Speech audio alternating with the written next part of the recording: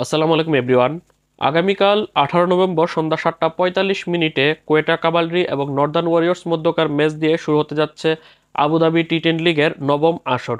এবারের আসরে মোট 8টি দল অংশগ্রহণ করছে এবং 8টি দল রাউন্ড রবিন পদ্ধতিতে মোট 28টি ম্যাচ খেলবে লিগ পর্বে। তারপর সেখান থেকে শীর্ষ 4 দল তারা ফার্স্ট কোয়ালিফায়ার, এলিমিনেটর, তারপর দ্বিতীয় কোয়ালিফায়ার এবং ফাইনাল ম্যাচে মুখোমুখি হবে। 18 নভেম্বর থেকে শুরু হয়ে টুর্নামেন্টটি চলবে 30 নভেম্বর পর্যন্ত। আর এবারের টুর্নামেন্টের নবাগত দল 5টি দল নতুন এসেছে। এর মধ্যে অন্যতম নতুন দল রয়্যাল চ্যাম্পসের হয়ে সরাসরি চুক্তিতে গ্লোবাল লিজেন্ড ক্যাটাগরিতে চুক্তিবদ্ধ হয়েছে বাংলাদেশের তারকা অলরাউন্ডার সাকিব আল হাসান।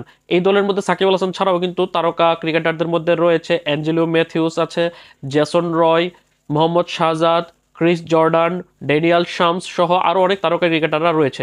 19 সদস্যের এই দলের স্কোয়াডকে কোচিং করাবে বা হেড কোচের দায়িত্ব পালন করছে কোর্টনি ওয়ালশ। কোর্টনি ওয়ালশের নেতৃত্বে এই রয়্যাল চ্যাম্পস দলকে নেতৃত্ব দিবে সাকিব আল হাসান। সাকিব আল হাসানের উপরে অধিনায়কের দায়িত্বটা পড়েছে।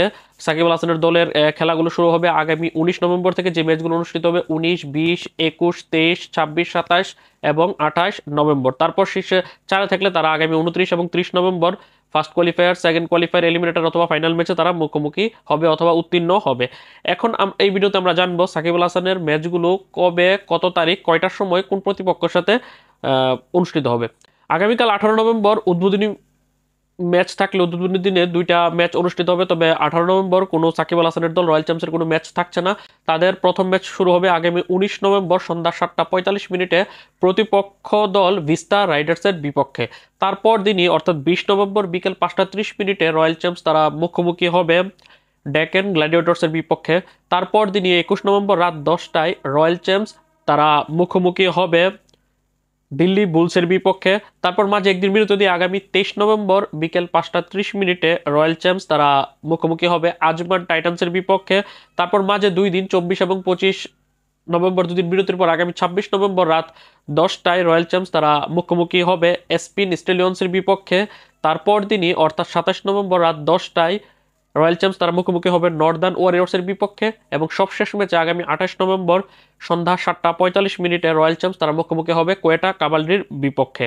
এর মধ্যে তাদের যে প্রথম ম্যাচটা আগামী 19 নভেম্বর সন্ধ্যা 7:45 ভিস্তা রাইডার্সের সাথে হবে, এই ম্যাচে একটা সম্ভাবনা ছিল নাহিদ রানা দলের বিপক্ষে মুখোমুখি হওয়ার। নাহিদ রানাকে কিন্তু ভিস্তা রাইডার্স দলে ভিড়িয়েছিল ড্রাফট থেকে, তবে নাহিদ রানাকে বাংলাদেশ ক্রিকেট বোর্ড এনওসি প্রদান না করায় আর নাহিদ রানার সাথে তার খেলাটা হচ্ছে না। অন্যদিকে আগামী 26 নভেম্বর রাত 10টায় এই দল অর্থাৎ সাকিব আল হাসানের রয়্যাল চ্যাম্পস তারা মুখোমুখি হবে এসপিন স্টেলিয়ন্সের বিপক্ষে, যে দলের হয়ে খেলার কথা রয়েছে সাইফ হাসানের। তবে সাইফ হাসান যেহেতু বাংলাদেশ আয়ারল্যান্ড মধ্যকার 3 ম্যাচে টি20 সিরিজে আছে, যার কারণে তাকে হাফ এনওসি দেওয়া হয়েছে, অর্থাৎ আগামী 23 নভেম্বর পর্যন্ত যে কয়টি ম্যাচ খেলতে পারে 3টা অথবা 4টা ম্যাচে খেলবে, যার কারণে সাইফ হাসানের দলের সাথেও কিন্তু খেলা হচ্ছে না সাকিব আল হাসানের, কারণ সাইফ হাসান আরও আগে দেশে ফিরে আসবে। আর অন্যদিকে নর্দার্ন ওয়ারিয়র্স এই দলের হয়ে শেষ মুহূর্তে গতকাল চুক্তিবদ্ধ হয়েছে তাসকিন আহমেদ। গতকালকে কিন্তু তাসকিন আহমেদ দলের সাথে গিয়ে জয়েন করেছে। তাসকিন আহমেদের সাথে অর্থাৎ তাসকিন আহমেদ দল নর্দার্ন ওয়ারিয়র্সের সাথে সাকিব আল হাসানের দলের রয়্যাল চ্যাম্পসের খেলা আগামী 27 নভেম্বর রাত 10টায় অনুষ্ঠিত হবে। যদি তাসকিন আহমেদ যদি পুরো টুর্নামেন্টের এনওসি পেয়ে থাকে, সেক্ষেত্রে তাসকিন সাকিব মুখোমুখি হবে আগামী 27 নভেম্বর। তো এই ছিল সাকিব আল হাসানের প্রথম রাউন্ডের 7টি ম্যাচের তারিখ, সময় এবং প্রতিপক্ষ কারা সেটি। যদি তারা টপ 4-এ থাকতে পারে তাহলে সেক্ষেত্রে আগামী 29 নভেম্বর ফার্স্ট কোয়ালিফায়ার এবং এলিমিনেটর ম্যাচ অনুষ্ঠিত হবে। তারপর 30 নভেম্বর দ্বিতীয় কোয়ালিফায়ার এবং ফাইনাল ম্যাচ অনুষ্ঠিত হবে। দেখার বিষয় সাকিব আল হাসানের দল তারা প্রথম রাউন্ডের গন্ডি পেরিয়ে অথবা লিগ পর্বের গন্ডি পেরিয়ে তারা প্লে অফে তারা কোয়ালিফাই করতে পারে কিনা। তো যারা এখন পর্যন্ত তাসকিন আহমেদের দল নর্দার্ন ওয়ারিয়র্সের সবগুলো ম্যাচের সময়সূচি আপডেট না জেনে থাকেন, তাদের জন্য ডেসক্রিপশন বক্সে লিঙ্ক দেওয়া থাকবে অথবা ভিডিও ইনস্ক্রিন আপনারা ওই ভিডিওটি পেয়ে যাবেন, তারা সেখানে দেখে নিতে পারেন। আর সাকিব আল হাসানের ম্যাচের সময়সূচি তো বললামই। সাকিব আল হাসান এবার রয়্যাল চ্যাম্পসকে নেতৃত্ব দিবে।